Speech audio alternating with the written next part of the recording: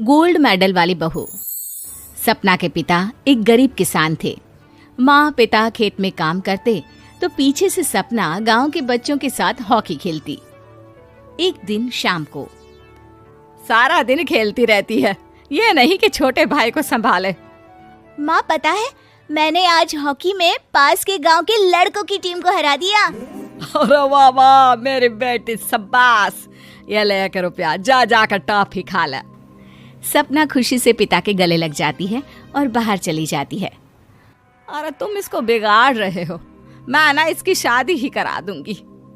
ऐसा कैसे शादी करा देगी? हाँ, अभी तो उम्र खेलने की है। माँ बड़बड़ करती वहां से निकल जाती है। लेकिन शाम को उन लोगों के घर कुछ लोग आते हैं। अरे राम सुखिया, जरा ये तो बतलाओ, सपना के बारे में क्या सोचा है? अरे क्या सोचना है मास्टर जी, पढ़ रही है, जितना पढ़ सकती है पढ़े, फिर शादी करवा देंगे, कोई अच्छा सा गांव का ही लड़का देख लेंगे। अरे तुम तो उसके पिता हो, तुमको कुछ नहीं पता? माँ घबरा जाती है। अरे का मास्टर जी, का पता नहीं, का हो गया? हम तो इनसे पहले ही बोल रहे थे कि लड़की की जात है, संभाल लो। अरे भाभी जी, आप भी ना कभी अच्छा भी सोच लिया करो। अरे सपना क्या खेलती है हॉकी, बड़े से बड़े आदमी भी नहीं जीत पाते हैं उससे। कल गांव में एक टीम आ रही है, लड़कियों की हॉकी खेलने उसे भेज देना, वहां शायद कुछ बात बन जाए। अरे ना ना मास्टर जी, कोई खेल वेल नहीं करवाना है हम लोगों को, वो भी शहर के लोगों के साथ तो बिल्कुल भी ना। शहर के लोगों को ना कोई भरोसा नहीं होता मास्टर जी। अरे कैसी बात कर रही हो सपना की माँ, बुरा आदमी तो हर जगह मिल जाएगा, उसके लिए शहर का और गांव का। हाँ हाँ मास्टर जी, हम लोग तैयार हैं, कल आ जाएगी सपना वक्त से। माँ के लाख मना करने पर भी पिता सपना को हॉकी टीम के लिए भेज देते हैं। शाम को सपना वापस आती है, लेकिन लटके मुंह से। और क्या हो गया, मार खाई हो का? कौन मारेगा हमें? कोई मार वार खाकर नहीं आए। अरे फिर शकल पर 12 क्यों बजे हैं, बताओगी? देखो माँ, आप समझोगी नहीं, बताकर फायदा क्या है? अरे बिटिया रानी, हम तो समझेंगे ना, हमें ही बता दे। सपना पापा के गले लग जाती है।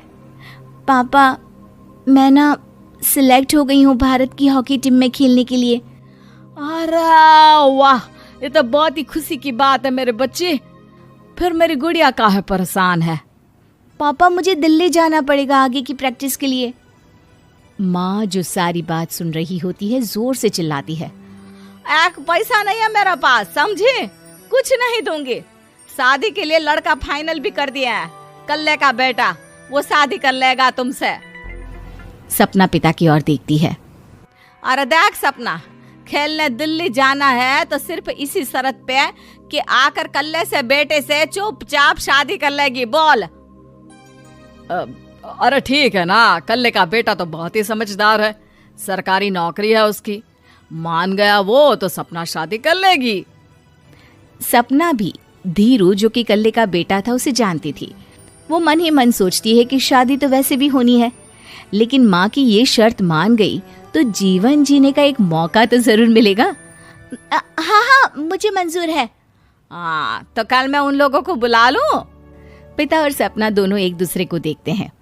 अब माँ ठीक है ना, बुलाने की क्या जरूरत है, वो लोग पसंद कर रहे हैं ना मुझे, वही ठीक है। बस आप तो मेरा दिल्ली का बैग पैक कर दो। सपना दिल्ली जाती है, दिल्ली टीम के लिए खेलने के लिए। सपना खूब अच्छा खेलती है और गोल्ड मेडल जीत कर आती है। जब वो गांव आती है तो उसका जोरदार स्वागत होता है। हर कोई सपना सपना चिल्ला रहा होता है। और सपना के पापा, तुम्हारी बेटी ने तो गांव का नाम रोशन कर दिया है। गांव की तरफ से तुम लोगों को गांव में पक्का मकान और सपना को परिषद में पक्की नौकरी देने के लिए हम तैयार हैं। अरे वाह वाह, पक्का मकान, ये तो बहुत अच्छी बात है, लेकिन सपना की नौकरी नहीं चाहिए हमें। हाँ, कैसी बात कर रही हो सपना की माँ? लड़की की नौकरी रहेगी तो अपने पैरों पर खड़ी रहेगी, किसी के आगे झुकने की जरूरत ना पड़ेगी। अरे चुप रहो, हम तो नौकरी ना करते हैं, पर मजाल है कि किसी के आगे झुके हो। ना ना, हमारी बेटी नौकरी नहीं करेगी। पिता लाख समझाते हैं लेकिन माँ नहीं मानती। और फिर वो दिन भी आ जाता है जब सपना को अपने कहे अनुसार लड़के से शादी भी करनी पड़ती है। ससुराल में। ए बहू, तू रोज रोज सुबह कहाँ जाती है? घर का सारा काम निपटा कर कहाँ भागती है? माँ का घर तो पास ही है, वहीं निकल जाती है क्या? नहीं माँ जी, मैं हॉकी खेलने जाती हूँ, मुझे खेलना पसंद है। खेलना पसंद है? अरे कैसी बात कर रही है बहू, शादी के बाद तो कोई लड़की खेलती फैलती नहीं है, वो घर का काम काज देखती है। सपना कुछ नहीं कहती।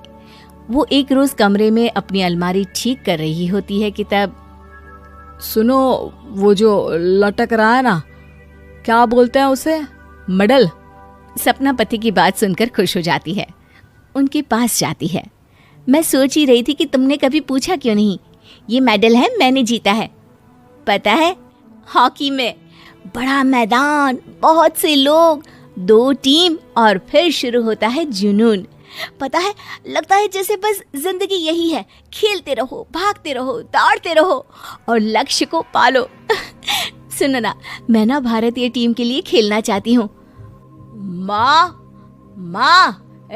यहाँ तो आ जरा। सपना हैरान हो जाती है कि ये क्या हो गया, पति अचानक से माँ को क्यों बुला रहा है। हाँ बेटा, क्या हो गया? काहे गला फाड़ रहे हो? माँ, ये सपना क्या कह रही है? अरे बीवी तो बोलती ही रहती है बेटा, लेकिन क्या हो गया, चिल्ला क्यों रहे हो? ऐसा क्या बोल दिया इसने? माँ ये बोल रही है कि इसको खेलना है भारतीय टीम के लिए। सपना डर जाती है। नहीं माँ जी, मैंने कहा कि मैं चाहती हूँ कि वो मैं बोला था ना, शादी के बाद कोई खेलता नहीं, घर का काम काज देखता है, लेकिन फिर भी। नहीं माँ जी, ठीक है, मैं घर का काम देखूंगी, कल से मैं खेलने भी नहीं जाऊंगी, माफ कर दीजिए। सपना पति की तरफ देखती है जो माँ की तरफ देख रहा होता है। उसे गुस्सा तो आता है, लेकिन करती भी तो क्या, सास के सामने कैसे पति की क्लास लगाती। अरे बेटा, अब क्यों घूरे जा रहे हो बहू को? माँ, अभी इस बात का फैसला करके जाना, वरना ये तो तेरे कमरे से जाने के बाद मुझे। अब चुप हो जाइए आप, छोटी सी बात का बतंगड़ मत बनाइए। छोटी सी बात? बहू, ये कोई छोटी बात नहीं है। जो लड़की दिल्ली के लिए गोल्ड मेडल ला सकती है, वो देश के लिए भी तो गोल्ड ला सकती है ना। हम लोगों को किसी चीज की कमी नहीं है बहू, घर का काम तो कोई भी कर लेगा, लेकिन देश का नाम रोशन करने के लिए सपना चाहिए। जा बहू, तेरी ट्रेनिंग का सारा इंतजाम तेरे पति ने कर दिया है, जा खेल और देश का नाम रोशन कर।